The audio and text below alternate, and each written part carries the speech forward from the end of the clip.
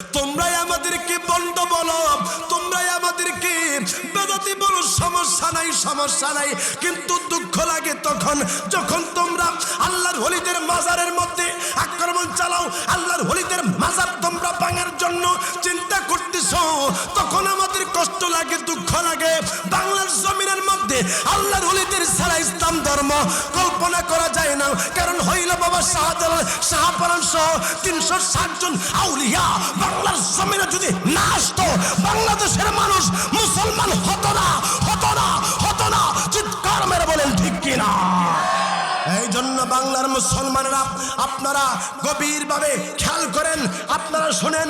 যদি পশ্চিমের সূর্য যদি পূর্বের দিকে আনার জন্য কেউ চেষ্টা করে, এইটা যেমন সম্ভব নয়, বাংলার জমিনের মধ্যে আল্লাহর ওলিদেরকে ছাড়া ইসলাম ধর্ম কল্পনা করা সম্ভব না। কথা কোন ঠিক কিনা?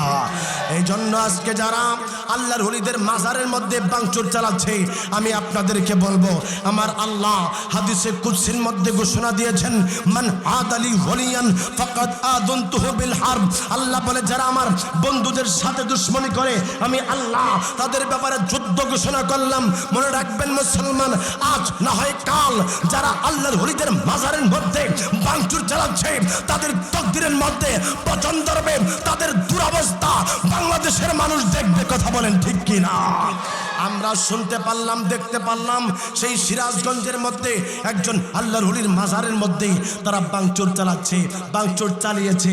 চালানোর পরে যেই মসজিদের ইমামের নেতৃত্বে আল্লাহর ওলির মাজারের মধ্যে ভাঙচুর চালানো হয়েছে, ওই মসজিদের ইমাম সাহেবের চাকরি চলে গেছে।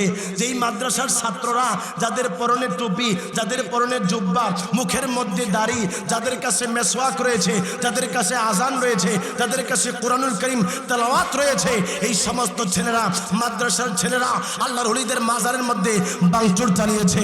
আল্লাহ বলে, আমি আগিয়ে বলেছিলাম যে আলা ইন্না আউলিয়া আল্লাহি লা খাউফুন আলাইহিম। আমি আল্লাহ তোমাদেরকে সাবধান করেছিলাম, তোমরা সাবধান হও নাই।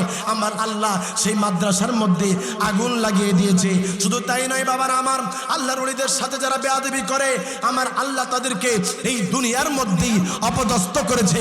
এমন হাজারো ঘটনা বাংলার জমিনের মধ্যে আছে না নাই? জোরে বলেন, আছে না নাই? আমি দেখলাম একজন লোক স্ট্যাটাস দিল, একজন লোক বলতেছে যে এবার আমাদের চিন্তা হইল শাহজালাল রহমতুল্লাহের মাজারের মধ্যে আমরা ভাঙচুর চালাবো। বাবা নাউজুবিল্লাহ যা আসতে বলেছেন, আরো জোরে বলতে হবে নাউজুবিল্লাহ। শাহজালাল রহমতুল্লাহ আলাইহির কাছে যাইস বাবা, তোরা তো খুব সাহস দেখাচ্ছিস, একটু যাইস, তোদের ঠ্যাং একজনেরও পা থাকবে না। কথা বলেন ঠিক কিনা? কথা বলেন ঠিক কিনা? বাংলাদেশের মধ্যে ইসলাম ধর্ম যারা রয়েছে, তাদের ব্যাপারে যদি তোমরা দুঃসাহস করো, তাহলে অচিরেই আল্লাহর গজব সহ তোমাদের কাছে আমাদের বাংলাদেশের মুসলমানরা সহ তোমাদেরকে আক্রমণ চালাবে। কথা কোন ঠিক কিনা?